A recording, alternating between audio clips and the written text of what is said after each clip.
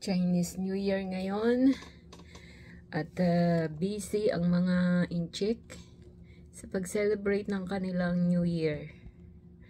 At ako naman ay dito sa mga amo ko kasi hindi sila nag-celebrate dito sa bahay kasi doon sila pumupunta sa magulang nila. So dito sa amin, sa bahay ng amo ko, walang celebration. So palibasa nag-iisa lang ako. Namili lang ako ng pagkain ko. At palibhasa New Year ngayon, maiba-iba naman. Kaya bumili rin ako ng akin kasi andun sila sa bahay ng nanay niya, amo ko. Ay hindi naman ako pumupunta doon kasi nahiya ako. So, eto ang binili ko. Chicken. Yan.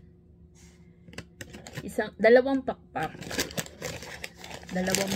siya at saka isang muffin. Tapos may drinks siya na tea at merong sweet potato fries. Ito lang kukunti ilang peraso. Ito ay ang pangalan nito ay TKK.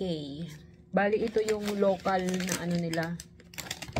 Pakun sa atin ni parang Jollibee ganyan.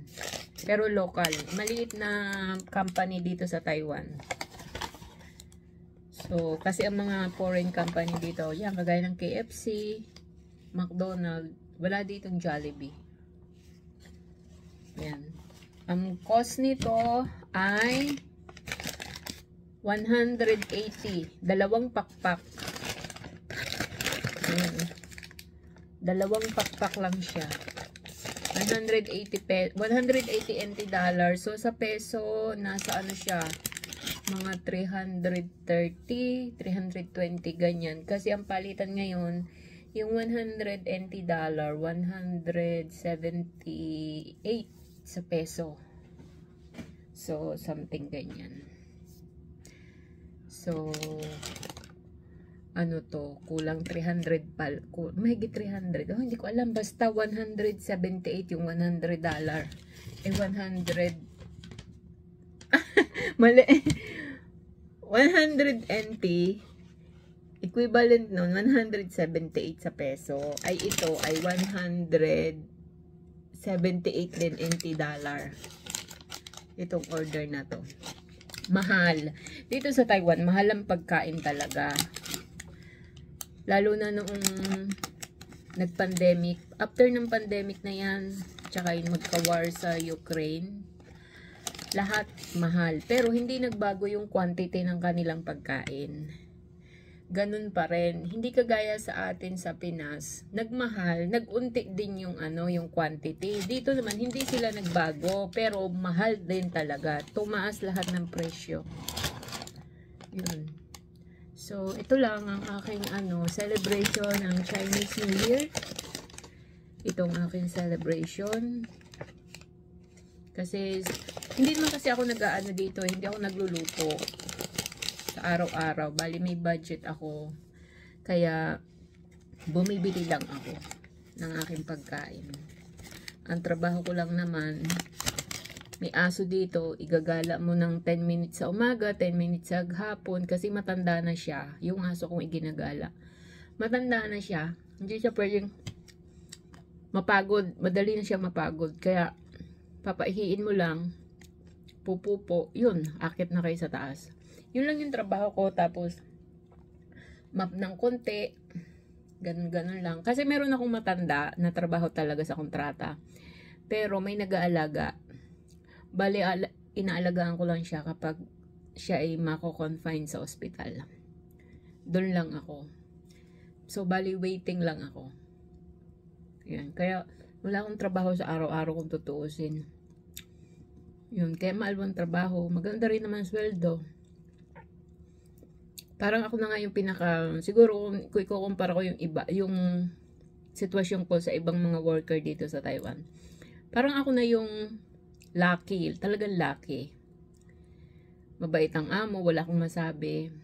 Open Hindi sila madamot, hindi kanila pakikialaman.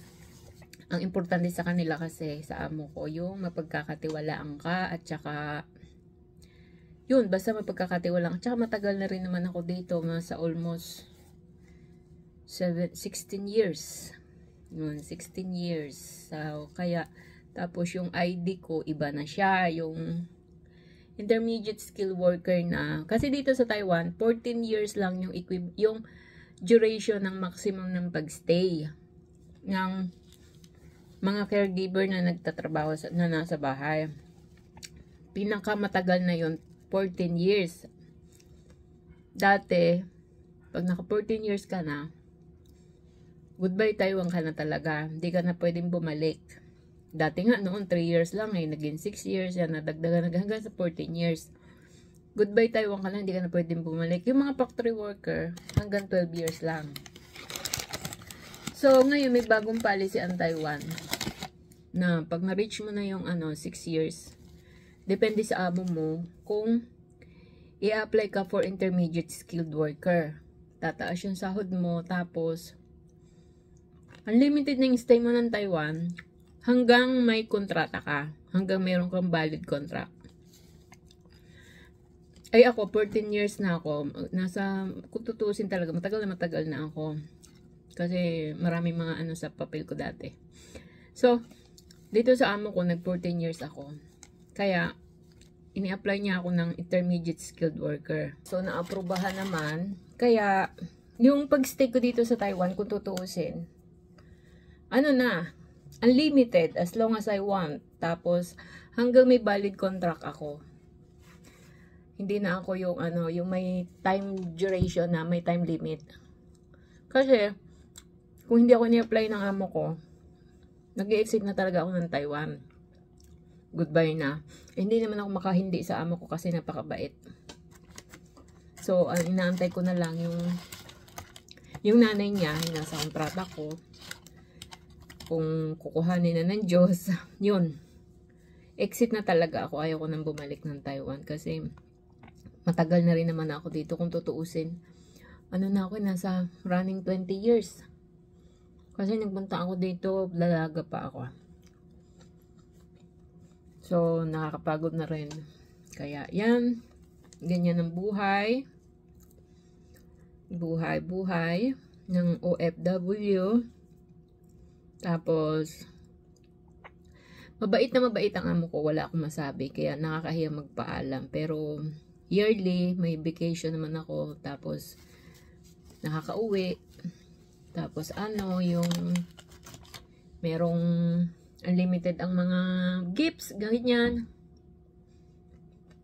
So, yan lang ang trabaho dito. Kung ikukumpara ko nga yung ko sa iba, talagang nasasabi kong lucky. Lucky na talaga ako. Kasi,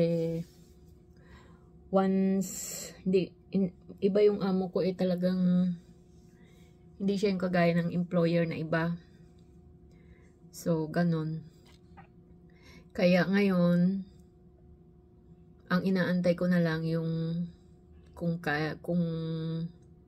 mag-e-exit na sa earth yung kanyang nanay na nasa kontrata ko nga.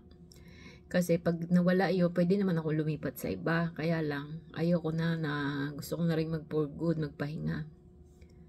So, yun lang ang aking ang aking inaantay. So, chika-chika habang naghahaponan, nagse-celebrate ng Chinese New Year nila. Meron naman ako sariling room. May sariling CR. Yan. So, ayan lang, and happy Chinese New Year everyone.